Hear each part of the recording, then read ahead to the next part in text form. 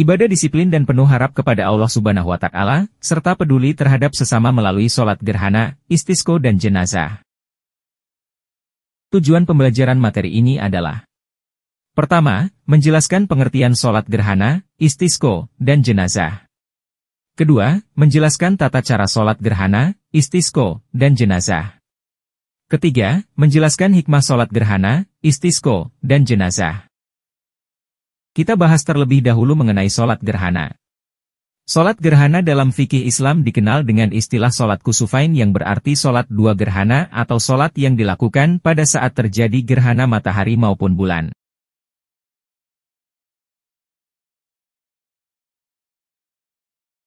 Sholat gerhana matahari. Sholat kusuf, gerhana matahari, dilakukan ketika gerhana matahari, yaitu peristiwa di mana sinar matahari menghilang baik sebagian atau total pada siang hari karena terhalang oleh bulan yang melintas antara bumi dan matahari. Sholat gerhana bulan. Sholat gerhana bulan adalah sholat yang dilakukan ketika gerhana bulan terjadi. Adapun hukum sholat gerhana baik gerhana bulan maupun gerhana matahari sunnah muakkad, sangat dianjurkan.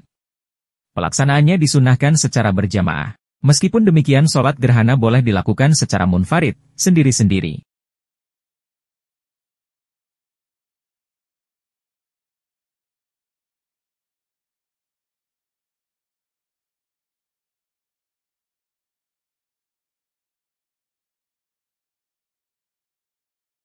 Mengenai waktu pelaksanaannya selama terjadinya gerhana, baik matahari maupun bulan.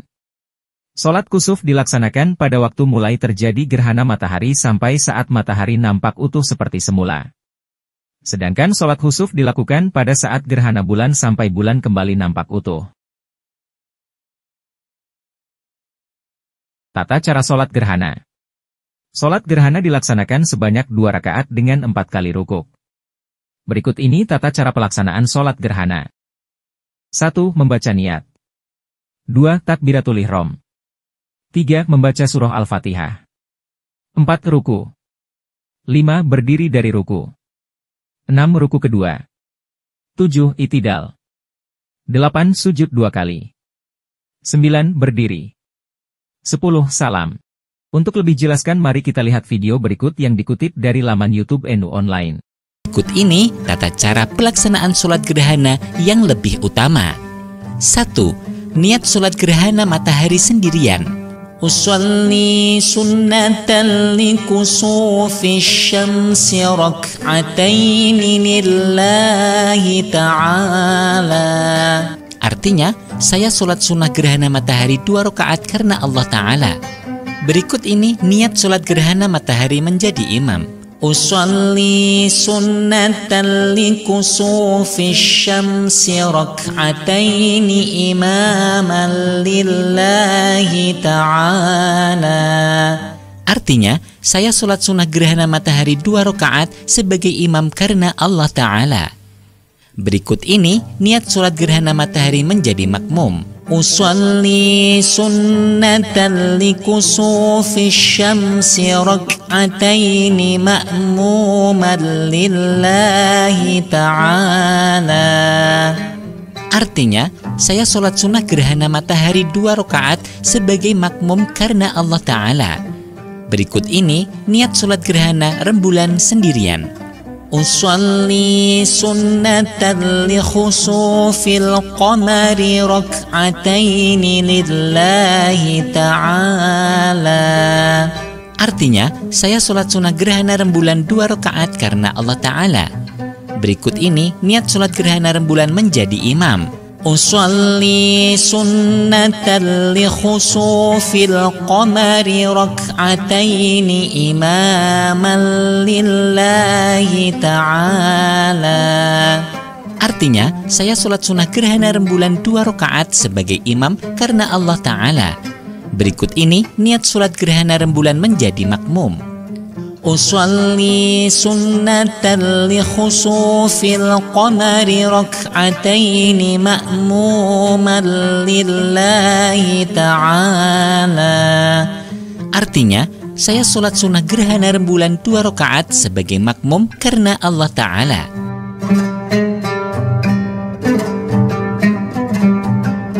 2. Pada rakaat pertama, setelah membaca Al-Fatihah, disunahkan membaca surat Al-Baqarah atau surat panjang yang durasi bacaannya setara dengan lama durasi surat Al-Baqarah. 3. Rukuk pertama membaca tasbih dengan masa kira-kira setara dengan membaca 100 ayat surat Al-Baqarah. I'tidal dengan membaca Sami'allahu liman hamidah.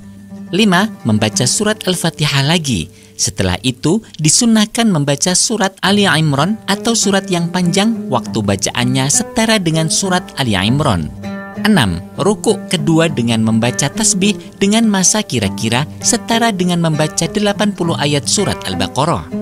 I'tidal dengan membaca Sami'allahu liman hamidah.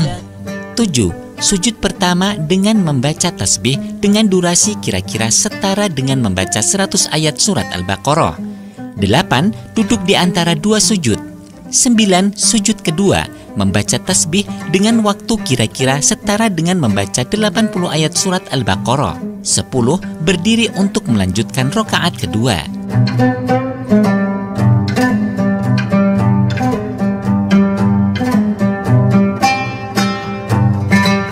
11. Membaca surat Al-Fatihah. Setelah itu, disunahkan membaca surat An-Nisa atau membaca surat yang mempunyai durasi setara dengan surat An-Nisa. 12. Rukuk pertama membaca tasbih dengan masa kira-kira setara dengan membaca 70 ayat surat Al-Baqarah. 13. I'tidal dengan membaca Sami'allahu liman hamidah. 14. Membaca Al-Fatihah kedua. Setelah itu, membaca surat Al-Ma'idah atau surat yang panjang waktu bacaannya setara dengan surat Al-Ma'idah. 15. Rukuk kedua membaca tasbih dengan masa kira-kira setara dengan membaca 50 ayat surat Al-Baqarah. I'tidal dengan membaca Sami'allahu liman hamidah. 16. Sujud pertama membaca tasbih dengan waktu kira-kira setara dengan membaca 70 ayat surat Al-Baqarah. 17. Duduk di antara dua sujud. 18. Sujud kedua membaca tasbih dengan waktu kira-kira sama dengan membaca 50 ayat surat Al-Baqarah. 19. Tahiyat akhir. 20. Salam. Apabila setelah membaca surat Al-Fatihah pada rakaat pertama atau kedua tidak bisa membaca surat yang telah ditentukan di atas, maka boleh diganti dengan surat-surat yang lain yang telah dikuasainya atau tetap membaca surat yang sudah ditentukan dengan cara membaca langsung. Yang berhubungan dengan sholat gerhana antara lain. Pertama, disunahkan mandi sebelum melaksanakan sholat gerhana tapi tidak dianjurkan untuk menghias diri. Kedua, disunahkan membaca keras pada bacaan sholat ketika melaksanakan sholat gerhana bulan, membaca pelan ketika melaksanakan sholat gerhana matahari. Ketiga, disunahkan khutbah setelah melaksanakan sholat gerhana dengan memberi nasihat untuk taubat, sedekah dan lainnya.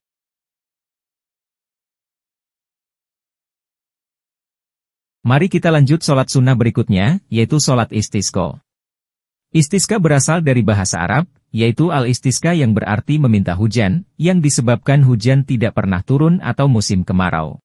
Hukum sholat istisqa adalah sunnah muakkad, khususnya ketika ada keperluan yang mendesak.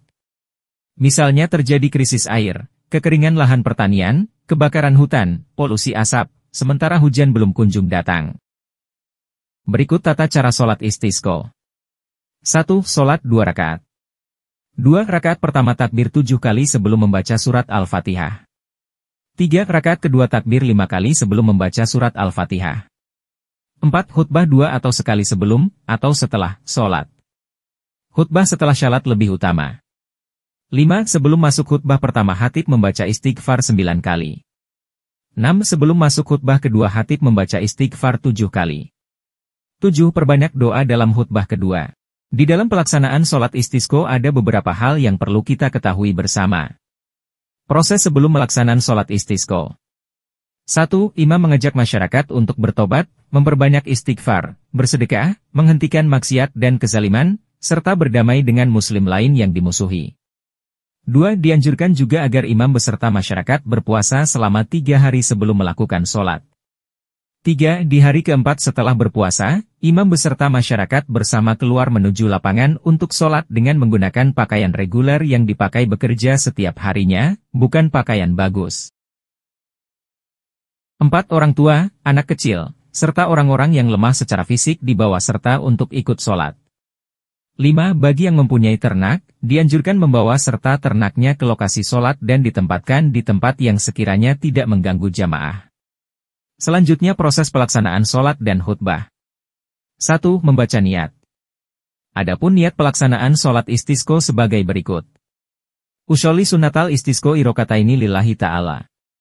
Mari kita ulangi sekali lagi. Usholli sunnatal istisqo irokataini lillahi ta'ala. Yang artinya, saya niat sholat sunnah istisqo 2 rakaat karena Allah Ta'ala. 2. Tata cara sholat istisqo mirip seperti sholat Id. Pada rakaat pertama, takbir 7 kali sebelum membaca surat Al-Fatihah. Pada rakaat kedua, takbir 5 kali sebelum membaca surah Al-Fatihah. 3. Khutbah 2 kali, tapi boleh juga sekali, setelah sholat. Khutbah ini boleh dilakukan sebelum sholat tetapi tidak utama, sebaiknya dilakukan setelah sholat seperti halnya sholat Id. Mengenai rukun khutbah sama seperti rukun khutbah pada umumnya. Mengawali khutbah pertama, khatib membaca istighfar 9 kali. Mengawali khutbah kedua, khatib membaca istighfar 7 kali. 4. Khatib memperbanyak bacaan doa dan istighfar dalam khutbah. 5. Ketika khatib berdoa, makmum mengangkat tangan sambil mengucap amin. 6. Pada perkiraan 2/3 khutbah kedua, khatib disunnahkan menghadap kiblat lalu membalik posisi selendang surbannya dari bahu kanan ke bahu kiri dengan posisi terbalik, bagian bawah diletakkan di atas dan bagian dalam diletakkan di luar. Setelah itu kembali meneruskan khutbah. Sampai di sini dulu materi kita kali ini, untuk pembahasan materi tentang sholat jenazah akan kita bahas pada video berikutnya.